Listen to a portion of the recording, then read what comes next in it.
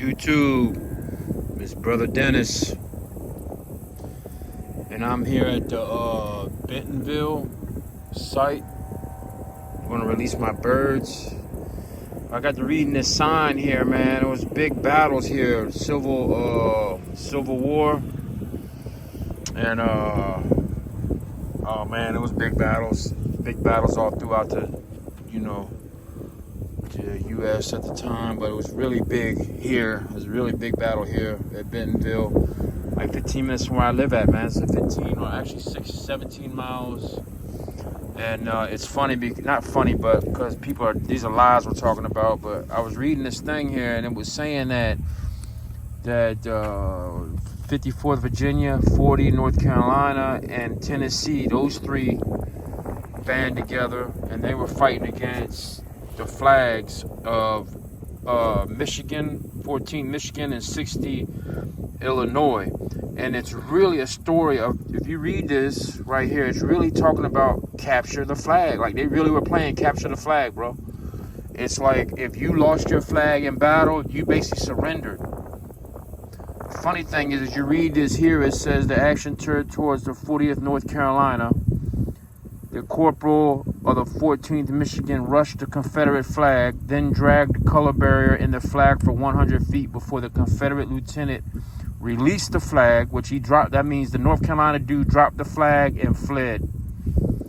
At the same time, the Michigan flag was endangered. The whole color guard surrounded the flag and fell in a devastating volley.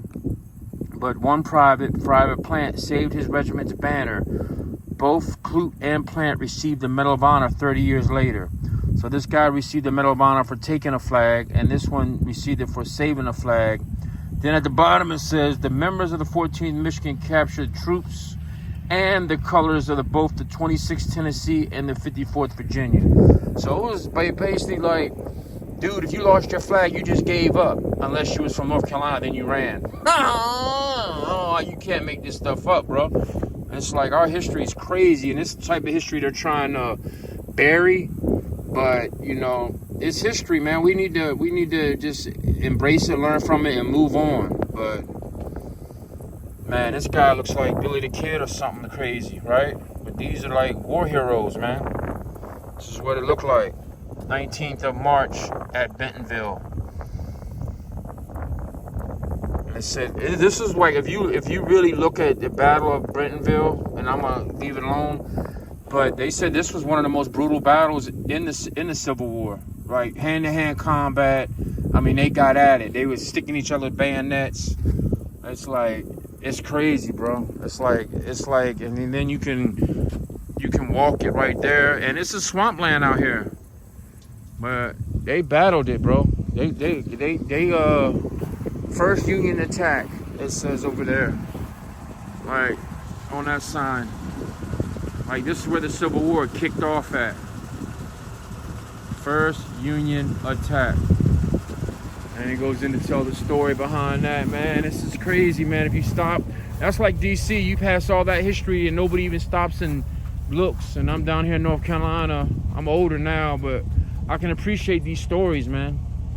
Especially what I serve, my kids serve. I can appreciate these stories that people, this type of stuff. Like, you look out there, man. No telling what's sorry about the camera work, guys, but no telling what's laying out there in that swamp for, like, what's it, almost 300 years now? 275 years? It's craziness, bro. If you think about our history of humans and of this country. All right, so let's talk peanuts. We're 17 miles.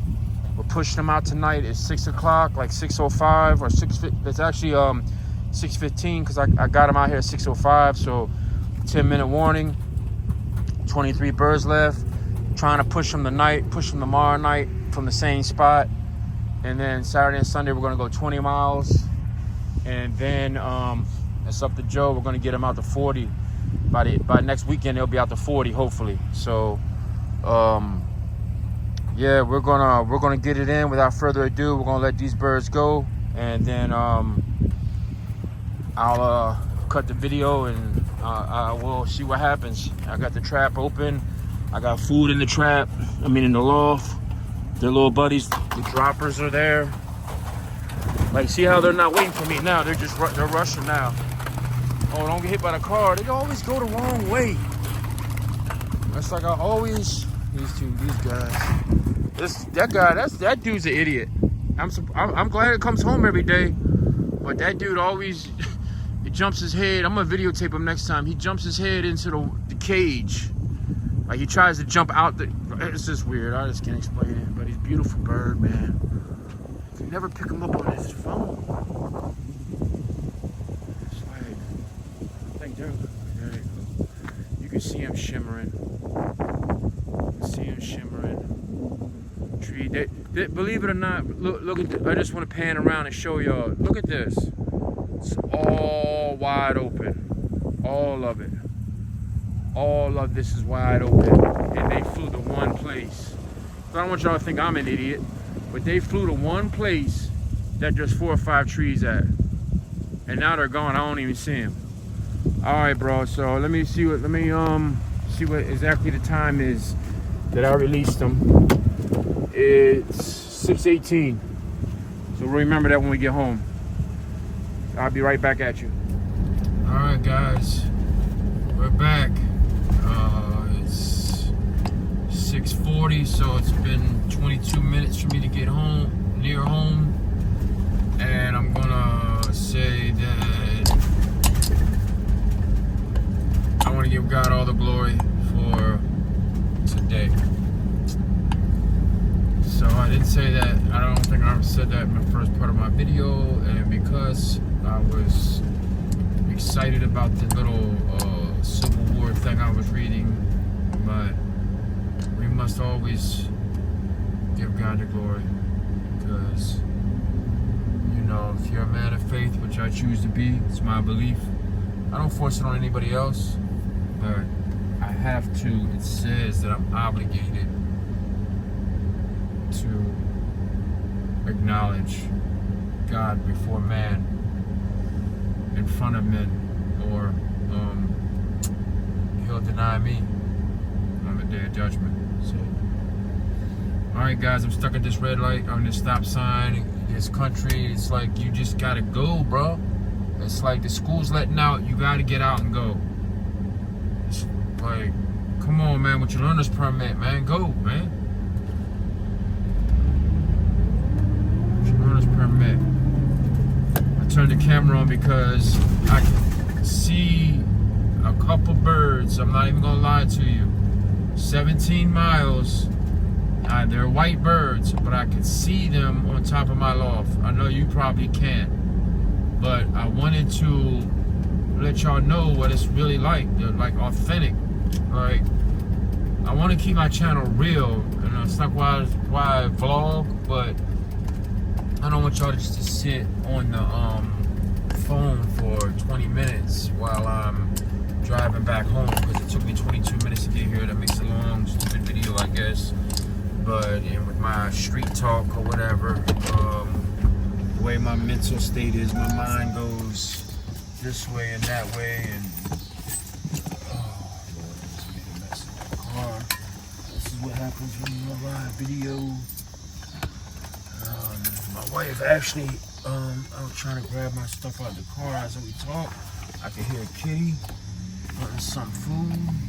It's not even my cat, really. It's a cat, my son and my wife. I asked them not to feed it because it'll keep coming back. And they didn't listen, and they fed it. So guess what? It keeps coming back. So I'm gonna get my stuff out the car. Because actually I rushed home earlier so I could toss my birds. There's Kitty. Say hi, Kitty. I know you're hungry, but Kitty wants to eat. So, hi, Kitty. Bye, Kitty. We're gonna go check the birds out. So that means they made it 17 miles. Now I think it's more like 15 miles if you're flying, but because the roads turn and everything, it's 17 miles in the car. So let's see. Maybe I was wrong. I don't see any birds. Maybe my droppers were out on the roof somehow. I thought I saw birds, guys. So I guess I'm a clown, unless they trapped. Because there is food in there. I guess I'm the clown. Then I guess that means we're not going to be what y'all won't be seeing this video. Because I made an idiot of my fool of myself. Oh no. Oh, go for, to God be the glory. See, that's why you give God the glory. Right there. 17 miles, guys. And they beat me home. To God be the glory. So we got 1, 2. And I know counting gets on people's nerves, so I'm gonna chip them real soon. 2, I see Matus bird. No, that's not Matus bird right there. It's a Matus bird. That's broke leg right there. Tachyon cock. That's a Rocky Ridge bloodline. So what did I say? We got 2 over here. 3, 4, 5, 6, 7, 8, 9, 10, 11, 12, 13, 14, 15, 16, 17, 18, 19, 20. So we're missing 3. 1, 2, 3, 4, 5, 6, 7, 8, 9, 10, 11, 12, 13, 14, 15, 16, 17, 18, 19, 20. Okay, guys. So we got 20 out of 23 back. Guys, we're moving along. We're moving in the right direction. I can tell you right now, it's a white one missing. I have 4 white ones. Maybe the one that hit his head, I'm not sure. But I have 4 whitish birds missing. I could tell one white one missing. And let me keep an eye. Let me just look. Blackie's here. The one I call Blackie anyway, but Blackbird is here. I see one of Joe's birds with the white head eating. Let me see who else I see down here. Now Matus bird made it. Right? So is that who I'm missing? One of Joe's birds? I know I tell you what though, I got 4 of these Adrian P birds left, and I guess that's a there's a baby off of Joe's bird. And it's not a baby. I'm telling you, that pair that Joe gave me produces some smaller birds, but they're feisty little birds, and they're hanging in there. That little bird, I sent 2 of those birds to the Florida Derby. Yeah, so I see Joe's bird right there with the white head. Joe's bird's right there with the white head right there. It's one of Joe's birds. I think I'm missing the other one. So I'm missing a white bird. Missing Joe's bird. But it'll be back because I think it was struggling. Not struggling, but I think it comes back. I think it routes is what I think happens. I think it comes back and then it routes for a while. Yeah, maybe that white one is too. Maybe they're routing together. I don't know. Guys, but the birds are coming back. The majority of them are anyway on time. This time they trapped right in. I kind of knew. I didn't know because I'm new. But I felt in my heart that the birds was not trapping because they wasn't flying far enough. Like that's what I felt that. Like the tosses were too short. They were just like, man, we're not even getting warmed up, bro. It's like you gotta put some heat on us. You gotta put some stink on us. You gotta get us out there for us to even break a sweat. And they're not even eating. You can tell they're not even struggling because they're eating. Whereas the bird, if they were like, oh, well, it is nice out tonight too, because the heat, it's not really hot. So it was a great night to toss them. So, and now it's like on like popcorn. So we're gonna do that toss one more time. I'm gonna try to make it home tomorrow. It's Friday night. I'm gonna make sure I get here Friday night and toss tomorrow night, and then which is like 15 to 16 miles, and I might push. It might push like 25, maybe. Maybe I'll go 25. Maybe I'll just go 20 Saturday and then maybe 25 Sunday. Just push. Just keep testing them. Just keep pushing them a little bit. And then I got a family reunion to go to Saturday, but Sunday, what I might do, guys, is I might get to I need to get a power cord, like a power strip, an outdoor power strip, and run because I got electric in my other loft, and I got the live units in the other loft. I want to move it all over here. I still haven't even finished building the loft yet. Look, still not even built yet, but I need to hook the electric up so then Joe can come over, and Joe's going to inspect the birds, see if they're too light, too heavy. We're also going to check them for lice and that type of stuff. I guess he's going to handle them, show me how to handle them, show me how to check the vent bones or whatever it's called, the vent area. Show me, he's going to explain to me what I should be feeling for, all that type of stuff. Show me how, like, what he feels a good physique is, what, not to look for in a bird and a pigeon. Joe has like 50 years experience. 64, he said he's racing birds since 69, which I remember that because I was born in 69. So that means he's been in pigeons since 69, so 54 years. So yeah, so we're gonna have the electronics hooked up. I'm gonna have that all hooked up for him. Even if I just got a hook, because I got got electric cable right there, boom. So even if I just got to temporarily hook power up to chip the birds, we're gonna chip the birds.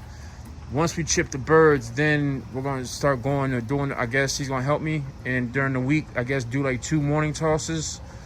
I'll take the birds to his house in the evening. They'll sit in the crate. He'll take them out in the morning and toss them, and then they'll come in, hit the benzene line, beep, beep, beep, beep. And I'll know what's going on, even if I'm not here.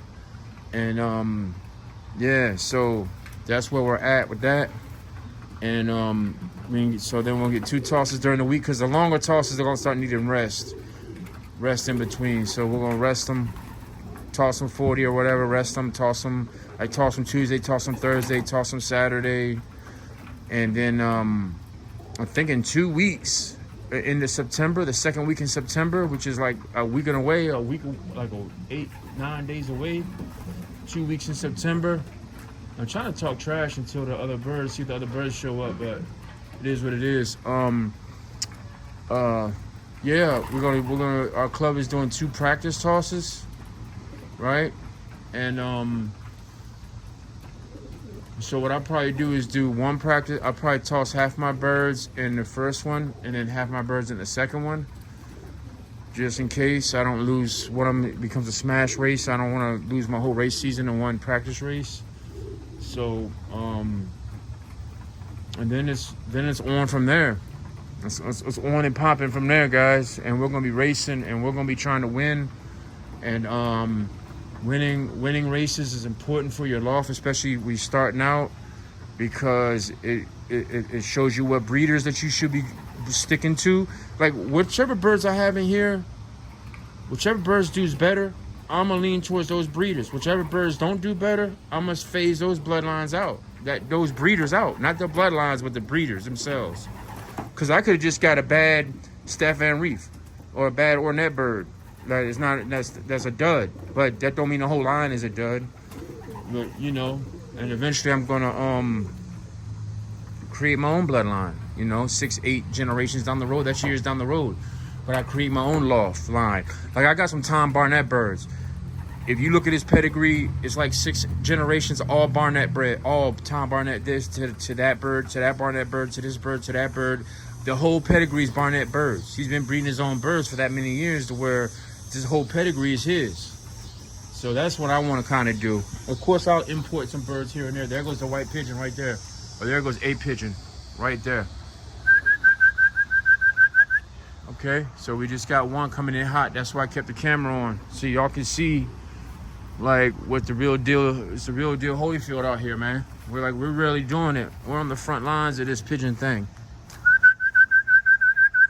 And that's my you know who that is? That's the James Robinson bird. That's 178 to 180 kid. The only one I got left.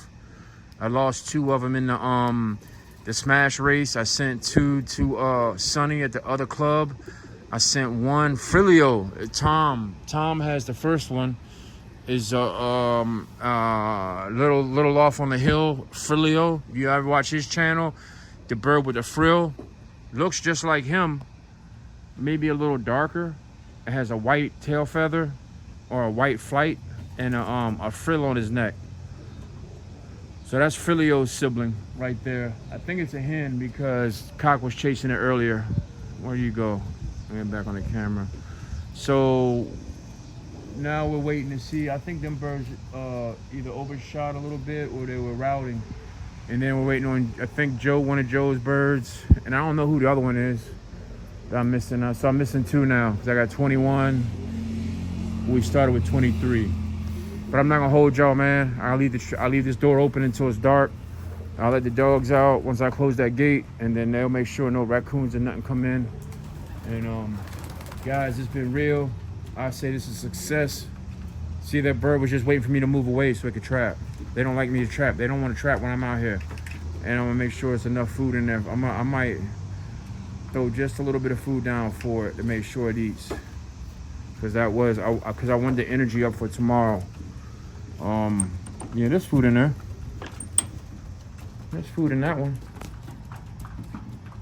Yeah, so I gave him 1 can. I don't know if I can get it on camera. I'll just focus on this wire. Is it on focus? Anyway, there's food in there for that bird. And I gave him 1 can. Each feeder got 1 can. It's 25 birds. It's 12 ounces per can. 20. So like an ounce per bird, and then we'll see. If Joe says my birds are light, I was feeling them. Some of them feel fine. Some other ones you can feel like the breastbone a little bit. I don't know if that's normal. The keel bone, I mean, like you can feel it. So I don't know how normal that is. But they're making it home. They seem to have energy. So I believe the other birds got lost because it was cloudy and something happened to them. Yeah, that's where I'm at with that, man. So to God be the glory. Like I said, everybody, peace and hair grease, man. Make friends, not enemies. Love each other, man. And let's keep this pigeon racing thing going. Thanks for supporting the channel. We're closing in on 900 subscribers, and that means a lot. The puppies are doing well. They're looking really beautiful. We'll do another puppy video. In Monday there'll be 3 weeks, so we'll do another video coming up, just a quick video on them. And yeah, that's what we're gonna do. And yeah, so all right guys, until the next one, peace and hair grease.